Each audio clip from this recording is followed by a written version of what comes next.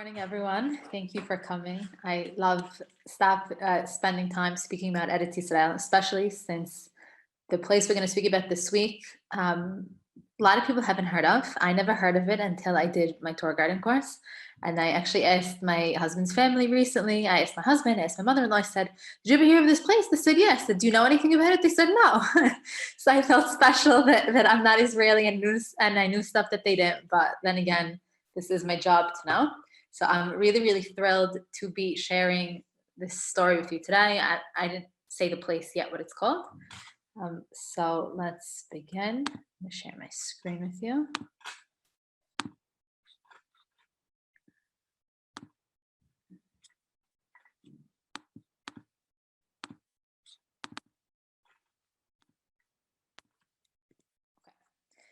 A question I am often asked is, why did I make Aliyah?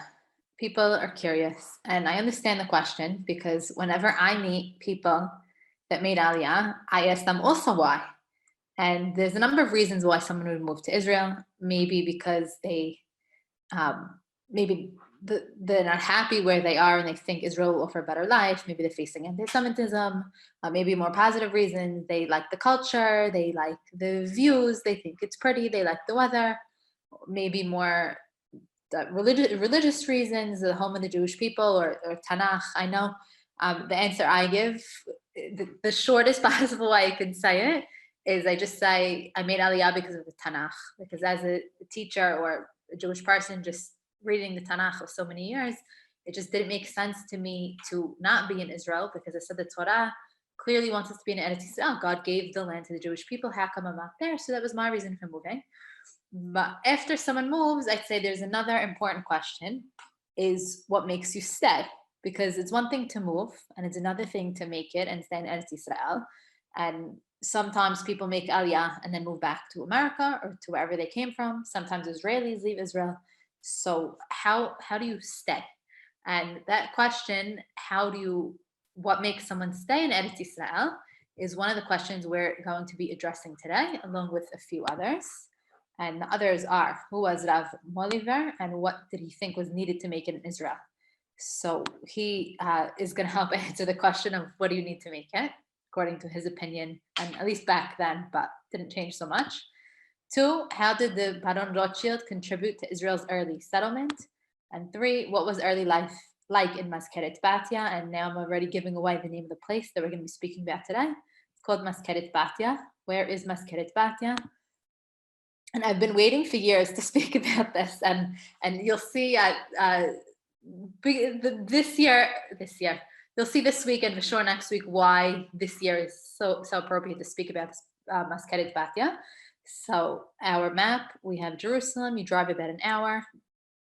Here is Mazkeret Batya. Tel Aviv is over here, and it's about an hour from Jerusalem. And also next week more, I'm going to be talking about things to do when you're there. But even just being aware that there's a town called Mazkeret Batya that exists and knowing the story behind it, I think it really will enrich your life. It enriched mine every time I think of the story of it. So in Europe, in 1882, the Jews were having a terrible time because they were facing anti-Semitism, pogroms, and something needed to be done. So the thinkers, they all got together and they said, how can we help the Jews in Europe that are suffering so much? And there was this organization founded called Chovevet Zion, the lovers of Zion. And what the rabbi said, okay, we have a problem that the Jews are not safe outside of Israel. So what we need to happen is we need the Jews to move to Israel. And then once they're in Israel, they'll work the land. And when they work the land, they'll be successful. And then the rest of the nations of the world will see that they're successful. And then they'll see that the land of Israel is for the Jewish people. So that was the plan of Chovevet Zion. Now, because the Jews were fearful for their lives in Europe at that time, there was this mass migration movement. About 2 million people left Europe, and most of them went to America, and about 30,000 went to Eretz Israel. So I think a lot of times it's like that. When there's mass migrations, most people end up in America. And that's what the people did because they weren't safe. And what kind of people went to Eretz Israel? So usually the people that go to Eretz Israel are either the poor people or the religious people. In this case, we're going to see, they both kind of fit the religious people. So there's people now moving to Eretz Israel. And Rav Shmuel Moliver, he was one of the founders of Chovet Zion, and he said, okay, so now there's people moving to Israel, but I have another question, not just why move. Why move is obvious. How do I get them to stay? How do we get the Jews that are in Eretz Yisrael to stay? How do we get Eretz Yisrael to be a thriving place? Because it wasn't this thriving place. If it was, maybe more people would have moved or would have considered it. So we had an idea, which to us is going to be simple, like, yeah, obviously, but then was very, very revolutionary. His idea was, how about they let them learn agriculture before they go? Because in order to succeed in Eretz Yisrael, you need a business, you need to make money. More basic, you need a way to eat, you need food. So he said, if the Jews that are going to settle the land already know how to work the land, then they have a foot up and they're not going to have to spend so many years and frustration and time figuring out how the land works there. So let's get Jews here that already know how to work the land and then have them move to Israel because they're in much better position to take care of the country.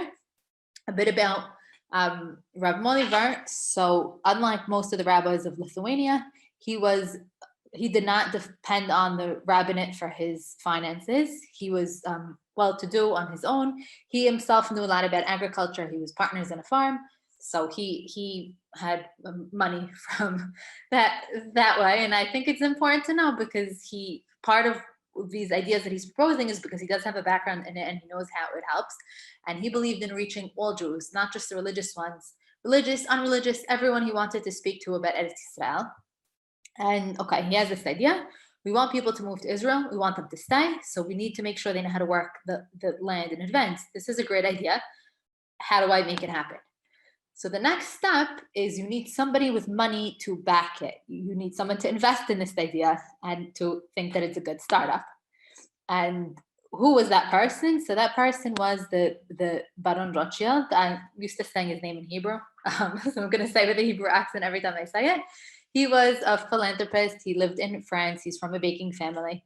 And people come to him for help. He's the one that's going to support all of these things. And today, many of the Moshavot in Eretz Yisrael, the early founding of the country was really thanks to the generosity of the Baron Rothschild. And when he was giving money out, and when we talk about the meeting he had in a minute with Rav Moliver, one of the conditions is don't tell anyone that it's me. I don't want anyone to know. And how old is he at this time? He's 37 years old. He's 37 years old and he has throngs of people coming and asking him to support these kind of ideas. So now it is Sukkot, 1882.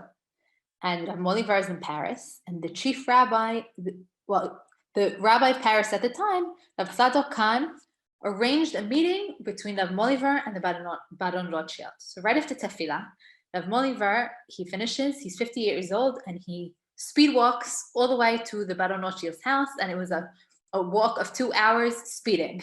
So he says, now's my opportunity, now's my chance. I want to speak and propose this idea. Maybe I'll get support, and then we can go ahead with this. So he goes to meet with the Baron Rothschild. This picture over here is a picture of his living room, which is in the Israel Museum. If you go to the Israel Museum today in Jerusalem, they have a copy of what his living room used to look like. So picture Rav Moliver on one chair and Baron Rothschild in another chair. And the meeting begins. And Rav Moliver says, I want to start this meeting with Divrei Torah. And the Baron Rothschild, he's surprised because most people didn't start their meetings that way. They started maybe with who they were or what they wanted. So he nods for him to continue. And he says, I always wondered my whole life why Moshe was chosen to lead the Jewish people. Because you would think that someone who's going to be a leader of the people would have great oratory skills and be able to move people with his words. And Moshe Rabbeinu was hard of speech. It was hard for him to speak. So why specifically someone who was hard for him to speak is the leader of the Jewish people and engaging on this amazing journey that God sent Moshe on? So that's his question. Then he says, and then I figured it out. I think the reason why God specifically chose Moshe was because he couldn't speak. And God wanted to show the people that, or wanted everyone to know that when Bnei Israel accepted the Torah, it wasn't because Moshe was really good at convincing them to accept it. It was on their own that they wanted to. And anything Moshe said was really God speaking through him, because on his own, he didn't have the ability to speak. So that's how he starts. And then he continues and he says that I too am a messenger of my people. And I hope that I will be able to convey what it is that I want. And even if I can't, the fact that I'm here meeting with you, I know that I at least did all that I can. So the Baron is waiting for him to continue on what he wants. And he says, what is it you want? Money? And he shakes his head down. Because what he wanted was something more than money. Yes, he wanted money, but he also wanted support for the idea. And he tells the Baron Rothschild, I have this idea, but I want people to go to Eretz Yisrael, because Eretz Yisrael is the heart of the nation. And this is really how we could continue the Jewish people and make them thrive.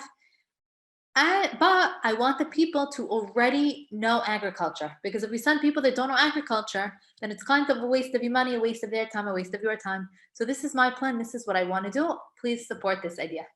And the Baron Rothschild says, I need a few days to think about this. And they part ways. The Baron Rothschild then gets back to him and supports this idea. He gives him a few conditions, which we're going to talk about. And one of them, though, is that he can't tell anyone that he is the one supporting this, because he doesn't want everyone, he wants to be anonymous. And now the search begins. And the agreement was that there would be 10 families selected that had a background in agriculture, but the whole family wouldn't be sent right away. Who would be sent is the men.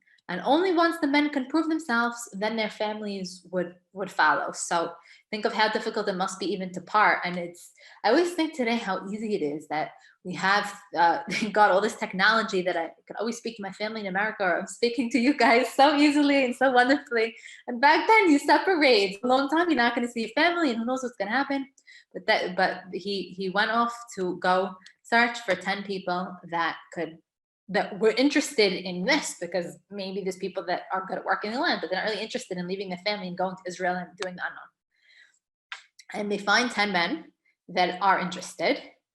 Rav Moliver, he speaks in synagogue one night, and people are inspired and they want to sign up and they want to sign on and come.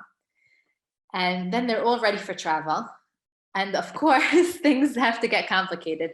Now, one of the partners that Rav Moliver had in this endeavor was a man named Yechiel Brill. Yechiel Brill was a journalist, and he was helping all along. He helped Rav Moliver find people. Originally, he was someone that was against setting the land of Israel, and then he later changed his mind and he realized this was a good idea. Everything's ready for travel, and then they needed the final approval from the Baron Rothschild, but right when they tried to get it, the Baron was traveling and they couldn't get in touch with him, and then everything's all falling apart. And they need the money to go, and they say, okay, should we delay the trip? Maybe now it's not the right time. Maybe we'll delay it a year. And it was Yechiel Brill that said, no, we need to go now. If we delay it, then people are going to decide, I don't know, this isn't for me. We just need to go. We'll figure it out. And now, as I'm saying this conversation, it reminds me of, I think, of similar conversations that we have today, that people have plans to move to Israel. They really do.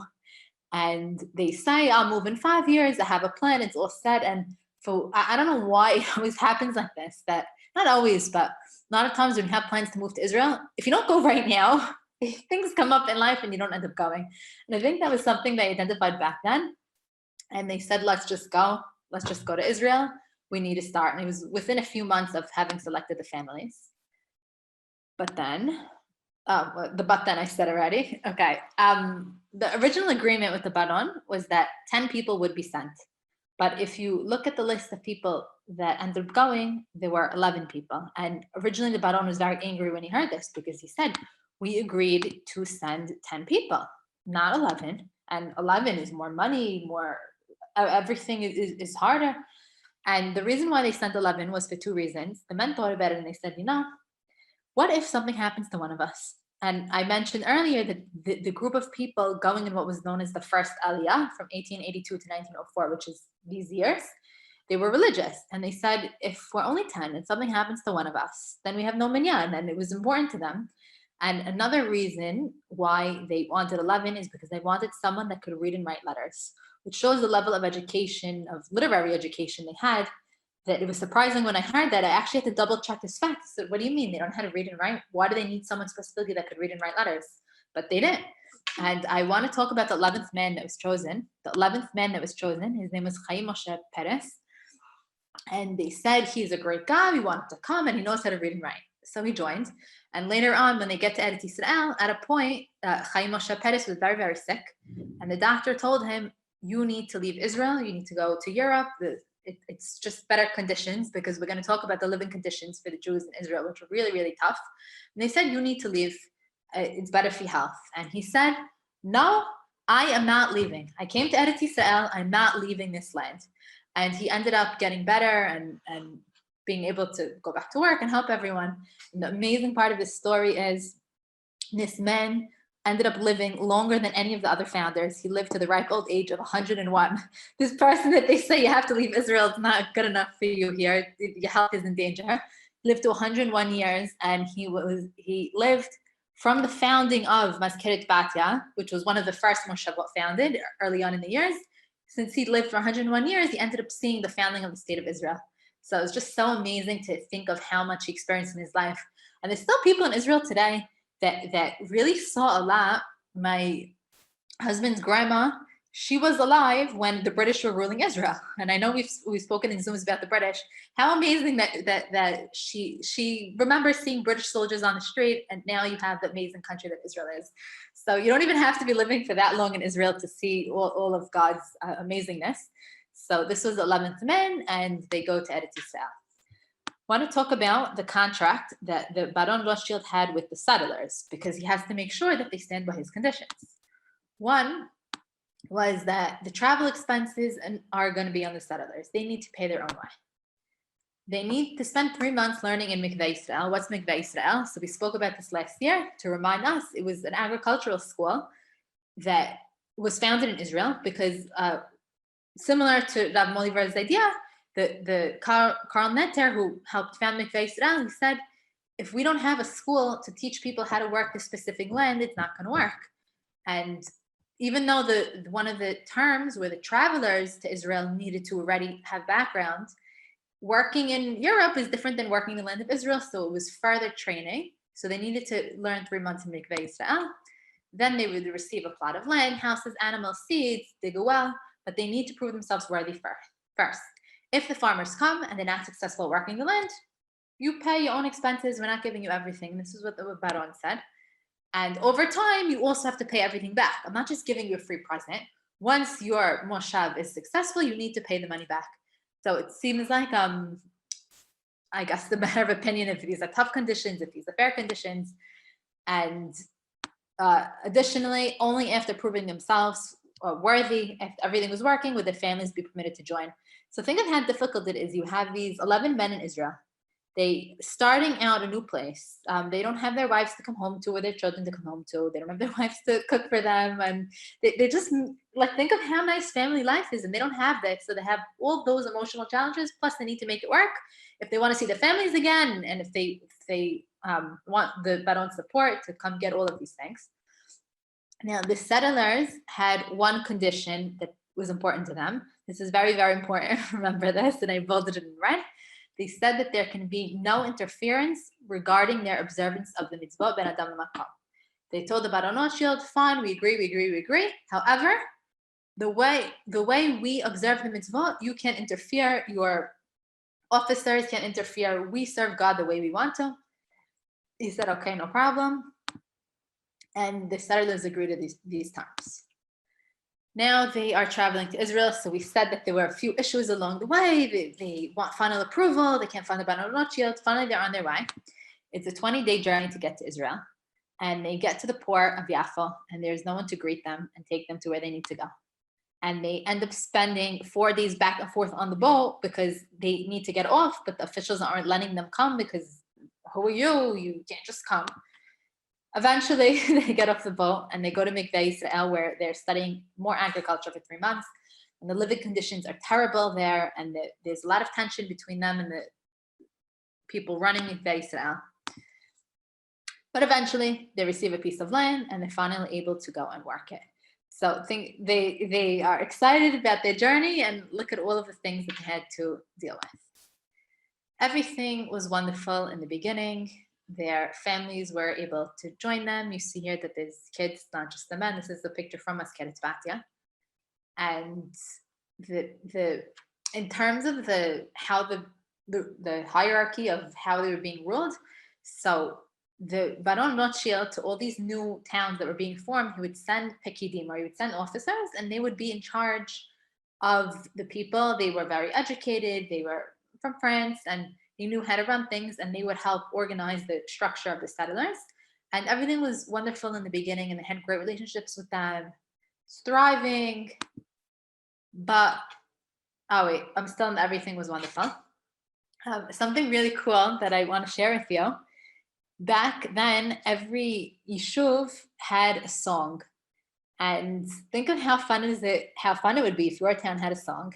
And when they would work the land, they'd be singing the song. So I want to share with you Mazkeret Batya's song, and I'm gonna also, if it works, I hope, play it for you so you could hear the blessed past. So here's the song. It's about a minute. I just want to play it for you, and think about how they're working the fields, and this is what they're singing. I'll touch a little bit on what the words mean, but if you could understand them on your own, then you'll get a sneak peek. So this is their song from back then.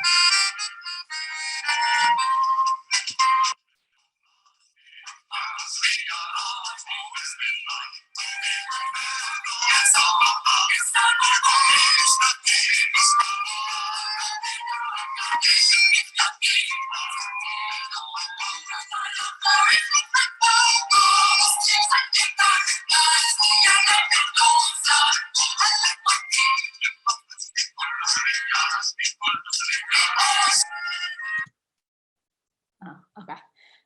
So that's a little taste of what their song was. First of all, I found it hard to understand the words, and I have the words right in front of me. But how cheerful and fun is that? Think that they're all in the field working it and singing it.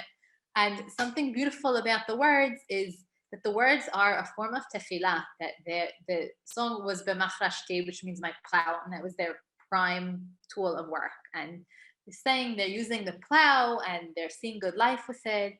And when we wake up, they're asking God for what they need, and everything's already filled with grain. We're ready for the winter. So I think it's beautiful, especially when songs are a kind of tefillah. I think it just adds so much meaning to a person's day if they're singing songs like that. Something that this reminds me of. So my husband's family is very into pizmonim, singing songs on Shabbat, and my family, like my brothers, knew it, but we never really sang. And now every week I try to learn a new one. And that's really what's in my head all day long. And the Pizmonim book from the Syrian community, it's a big red book. It has tons of songs, and most of them are tefillot about Eretz Yisrael or the Mashiach. And I find myself always singing that. I'm doing the dishes and I'm singing Pizmonim.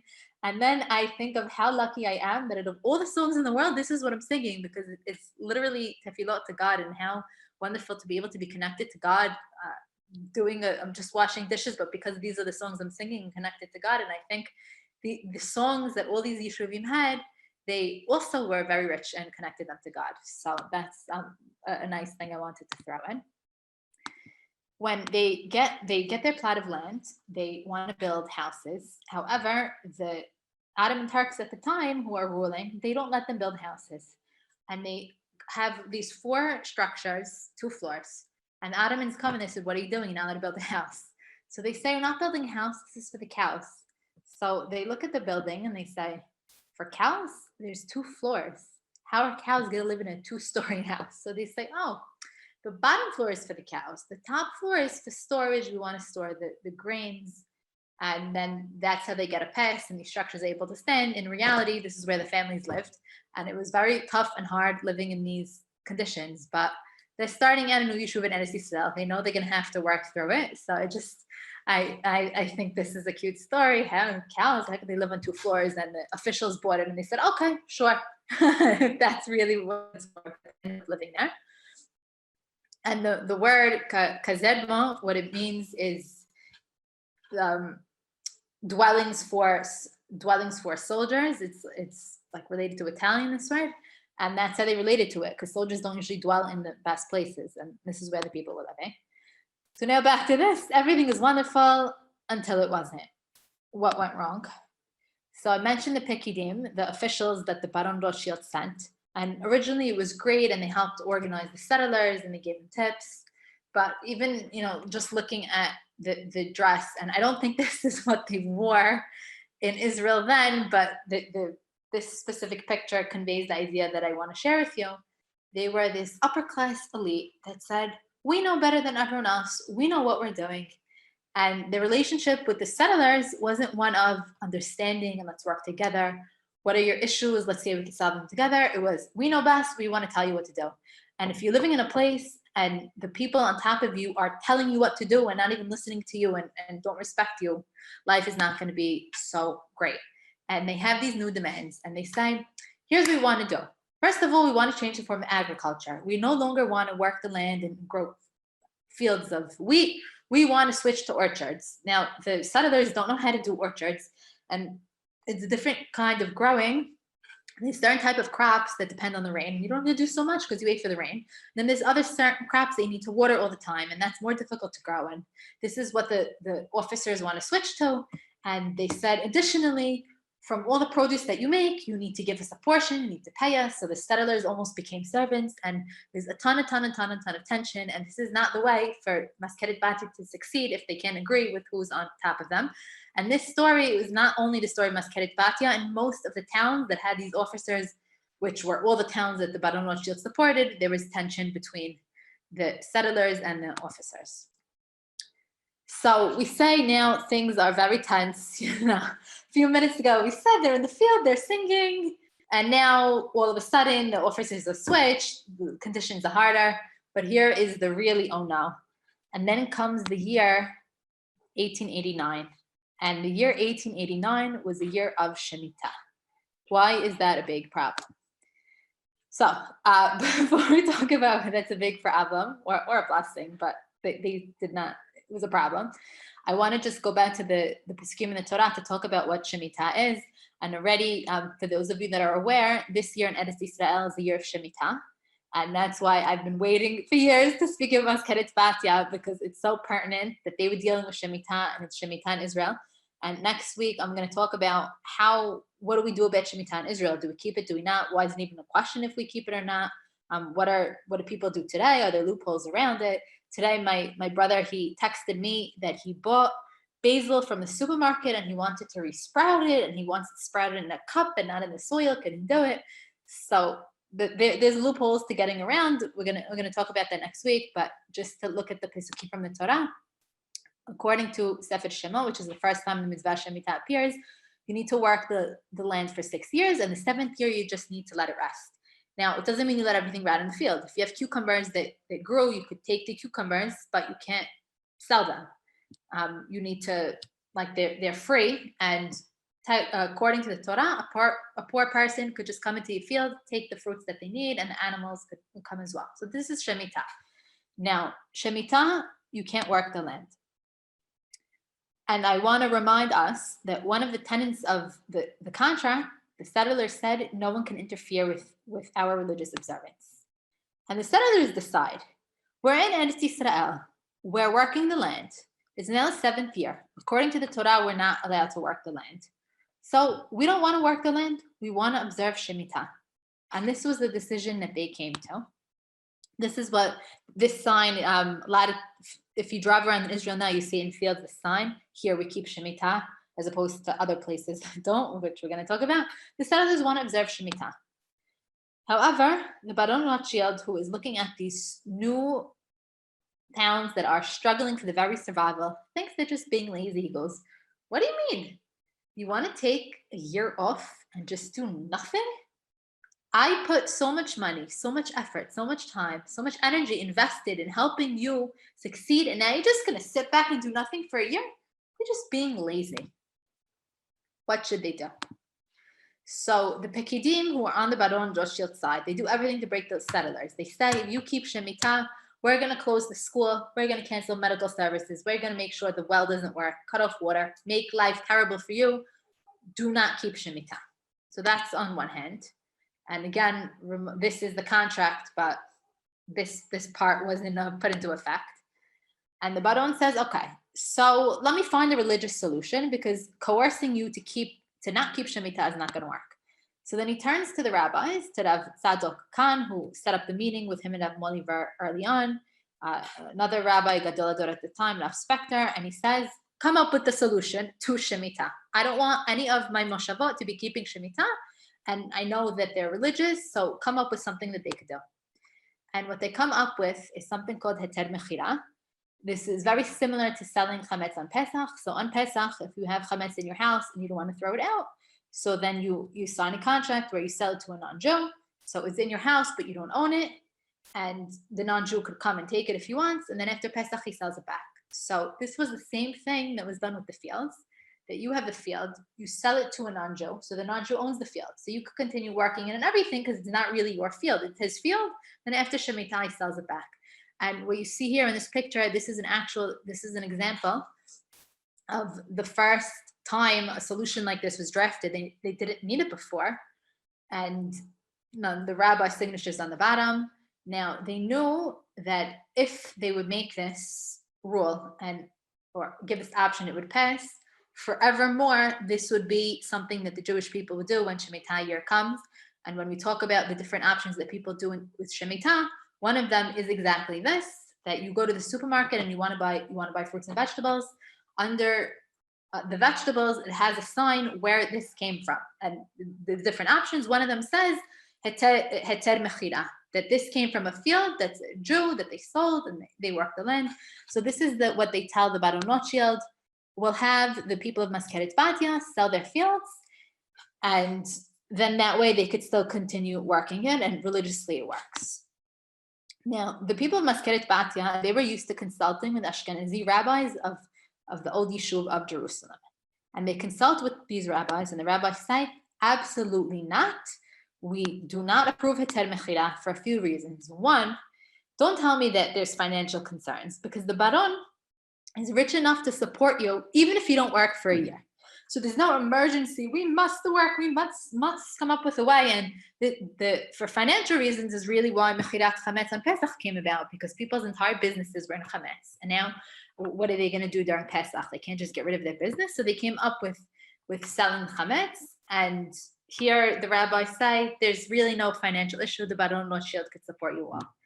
And more importantly, they say, Shemitta is the mitzvah in the Torah. We have the golden opportunity to keep it. We're not going to look for loopholes. We want to keep it. And the Torah itself said that one of the reasons why the Jewish people were kicked out of the land was because they didn't keep Shemitta. The Nevi'im addressed that it's a big deal to just not keep Shemitta. It's a really hard mitzvah, but it's one of the 613 mitzvah. And they say we can't just not keep Shemitta. So to summarize this, we have on the one hand these three rabbis, that Rav Moliver, Rav Kahn, and Rav Spector, who say heter mechira, perfectly valid. Now, if this was not perfectly valid, they wouldn't suggest it, because you can't just uproot mitzvah. You need to find a legal way to deal with it. And the Sephardic rabbis of the old Yishuv also were in support. Against them are the Ashkenazi rabbis of the old Yishuv in Jerusalem, who say absolutely not. We do not support heter mechira. What do the people of Mazkeret Batya do? Do they go with the rabbis and with what the Baron wants, who's the one supporting them, and not keep Shemitah that year? Or do they go with Ashkenazi rabbis of the old Yishuv and keep Shemitah that year? That we're going to see next week. I'll leave you on a cliffhanger to see what they do. I want to summarize what we spoke about today. So we started out with a question. I said, why would someone make Aliyah? And we gave a few answers. And we said a bigger question is, how do you stay in Israel? Because it's one thing to move, but what do you need in order to succeed? And we said that the Rav Moliver, one of his suggestions is, well, if you have a way to make money and make things work for you, then you'll stay. And the way he translated that was into agricultural work. We saw Mazkeret Batya on a map, which is the Yishuv now we're talking about, that's struggling with Shemitah. We spoke about Chovevet Zion, which was an organization of rabbis that said, okay, we have a problem in Europe. We want Jews to move to Israel, and then it'll help them out. Mass migration, most people moving to America, about 30,000 coming to Israel. We spoke about the meeting between the Baron and the Rav Moliver, where he presented to him, I want Jews to move to Israel. I'll already have them trained. And the Baron said, fine, you have my approval, but just keep my name anonymous. The agricultural settlement of Mazkeret Batya, we had 10 people, which was really 11. The difficulties of travel, things aren't working, they can't get off the boat. Eventually everything settles down. Everything's wonderful. They're singing songs in the field. We have a contract. what the settlers are obligated to do, what the Baron is obligated to do. We've discussed the tension between the Pekidim and the settlers, and then what caused the biggest tension of all, that all of a sudden it's the year of Shemitta, and the people of Mazkeret Batya want to keep Shemitta. The Baron doesn't want them to. Who are they going to listen to? So that's what we talk about this week. Next week, what we have ahead is, of course, to answer what did the people do. We're going to discuss the character of Rav Moliver before, and there's a decision that he made, which is, I think, one of the most inspiring decisions I've ever heard. It blows my mind. We're going to talk about that next week. And practically, I need to buy fruits and vegetables. I go to the store. What do I do? How do I know which kind to buy? What's better? What's not? So just practical things about Shemitta we're going to talk about next week. I cannot wait to see you. Thank you so much for joining. Pleasure as always.